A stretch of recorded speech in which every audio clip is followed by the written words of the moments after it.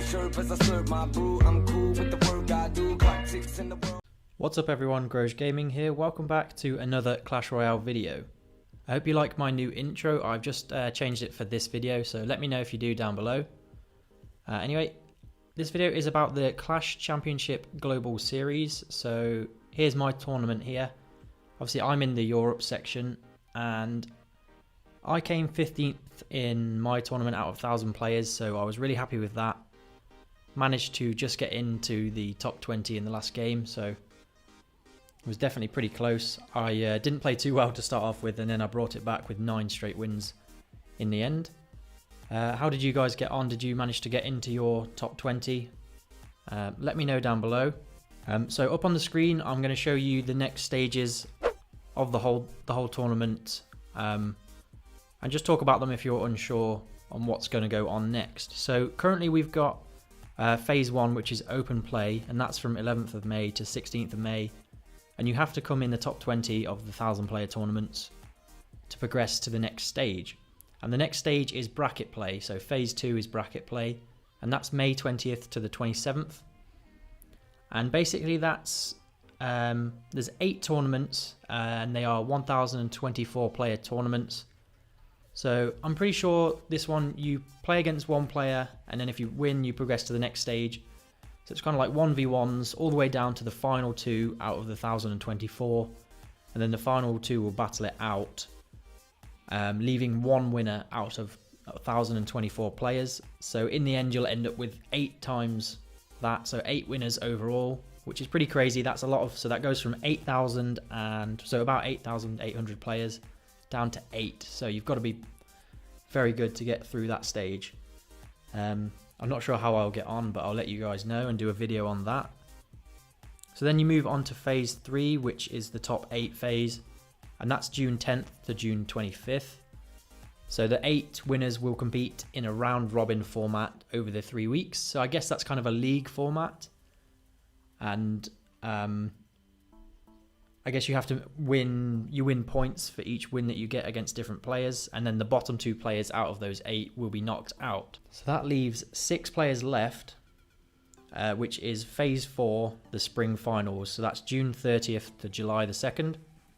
So the final 6 players will battle it out in a double elimination bracket, leaving one winner. So I'm not really sure what a double elimination bracket is, but I'm guessing it's going to be some sort of just a straight 1v1, and then they work it down to the last 2, and the last 2 battle it out to see who's the winner, which would be pretty crazy. If I ever managed to get into the top 6, that would be insane. But anyway, yeah, we're going to move on to a couple of replays from yesterday, because that's when I played the tournament. I actually ended up losing a few of the replays, but that's not a problem at all, because I've got the last 3 games from my tournament, which were pretty close, so I'm definitely going to be showing those now. So obviously I was using my graveyard deck, the quick graveyard cycle deck, and it proved to be pretty effective in this tournament. And this guy is using the Hog Rider bait deck, so bait is definitely very strong in the current meta, but my graveyard deck kind of shuts it down really. But this guy played really well, and it ended up being a close game. So yeah, he committed 5 elixir on the Inferno Tower to take out my knight, which I don't think was a very good idea, because it left him with not very much elixir after his push to clear up the graveyard. So I took over half his health on the tower there. So we're just resetting at this point, and I'm still ahead on elixir, even though I'm the one who dealt more damage. So I decided to just kind of defend everything with the knight, with the skeletons and the log, because I knew he'd be quite slow with his log onto the skeletons.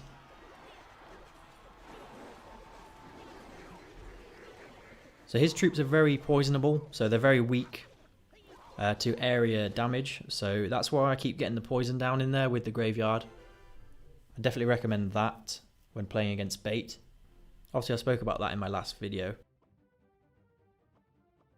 So we're kind of resetting here, and he hasn't actually seen my Inferno Tower yet, so that's going to be a really nice way to shut that hog down. And he threw a deep barrel, which I actually predicted, or I guess I saw it, so I was able to not use my log in that situation. And we're coming into the last minute of the game. So this was definitely some of the most tense games I've played in Clash Royale. Because obviously I knew I had to get into the top 20. And at this point I think I was about 50th with only about 10 or so minutes left of the tournament.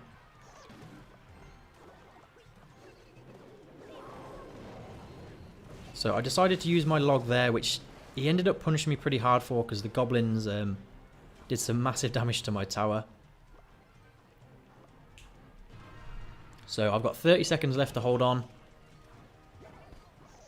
And I don't really know why I threw my knight down the other side. I think I kind of thought I'm just going to go for the next tower, but then as I thought about it, I knew he didn't have direct damage apart from the log, so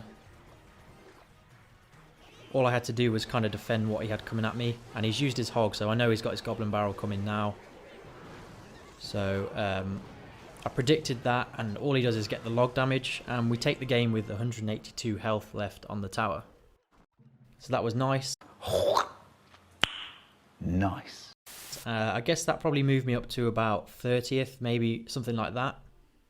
And then we've got this next game against the Meta Golem Lightning deck. And I'm going to speed this one up because this wasn't quite as close as the last game, or the final game that I'm going to show you. So he does a bit of a weird push here at the start. So I decided to get my graveyard down because he spent a little bit of elixir there. And I want to protect my archers as much as possible here and get some value out of those.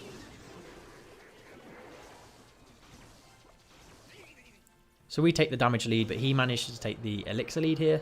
And what I found weird was that he pushed the opposite lane to me with his golem. And experienced golem users will know that they need to push the same lane that you are. Because obviously that left him with not enough elixir to lightning my Inferno. And he could barely defend my graveyard as it was. So I definitely played that nicely by pushing the opposite lane. And here I thought I could take out the pump, but what I really want to do with a minute left is just take out the tower. So I went with a push on the left-hand side instead of taking out the pump.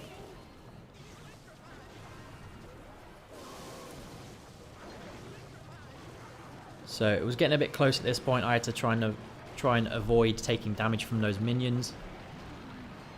And I simply threw down a graveyard and hoped for the best over on the left, and managed to get the log in as well. With almost a full health golem coming onto my tower, so that was, I suppose that was quite close actually. So I think that game took me to 19th. Obviously there was a lot of games going on, so I knew that was too risky to leave it there. So I had to go for one more with about a minute left in the tournament. So I faced this Paquito guy who was using the golem deck that I did a video on actually, which is really strong. And this was definitely a super close game. So we'll leave this one on 1x speed for now. Yeah, so we're starting off the game. He goes very aggressive with an early golem there, which I wouldn't recommend at all, dropping the golem straight at the start of the game. So I knew he wouldn't have enough elixir for a lightning, so the Inferno Tower was definitely safe on the right hand side. And here comes that lumberjack again, the crazy guy. And that all gets taken out pretty easily on the right hand side with one golemite hit, so nothing too bad at all. And I managed to do a pretty decent amount of damage to him. So I was feeling pretty confident at this point. Obviously still very nervous because I needed to win this game to make it to the next stage. But I was fully focused, and I knew what push I needed to make. So that was the knight in there to tank for the graveyard. And then get the graveyard and the poison down. And he actually gives me some really nice poison value there on the Mega Minion and the Elixir Collector. And check that out, we've done almost 2,000 damage to his tower. So I definitely wasn't expecting this. Bit of a shoddy log there from me. It didn't take out one of those goblins.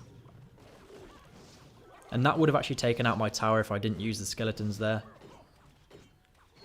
So that's why I said wow, because I really wasn't expecting that kind of makeshift push from him.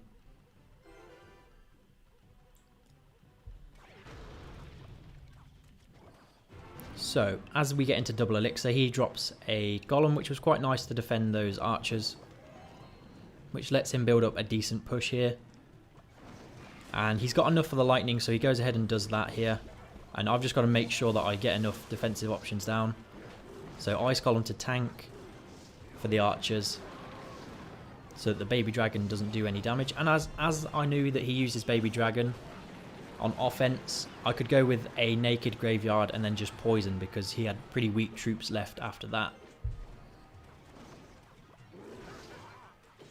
So at this point, all I want to do is defend. So he goes with a pretty aggressive lightning, which leaves him 3 elixir to defend my graveyard, and that ends up winning me the game. But he had no other choice really. He couldn't get a full golem push going in the last 20 seconds, so... And there we go. This one actually got me to 10th in the tournament, which I was really happy with, but there was still games finishing, so that's why I finished 15th. But definitely really happy with that, and I can't wait to play the next stage. And what we're going to do now is just open up this chest. It's nothing amazing, but it's 80 cards. And it's kind of a special one because it's obviously got me to the next stage. So we got a prince in that. And to finish it off, I just wanted to show you that I managed to get my miner to level 4. So that's my first level 4 legendary. Nice. Where is it? I'll just sort them by rarity. So there it is. My miner is going to be the first legendary that I get to level 4, and so obviously my golem is my first level 7 epic, which is awesome. Yeah, I just wanted to know if there was any games that you'd like to see on my channel, whether it's mobile or computer, because I'm definitely looking to play something else, but I don't want to overload the channel with loads of different games. I do want to keep it predominantly Clash Royale, so let me know down below, and I'll definitely consider your choices. And that's going to be it for today. I just wanted to talk over the Clash Championship Global Series. So yeah, let me know how you got on, and I will see you guys in the next one. Peace.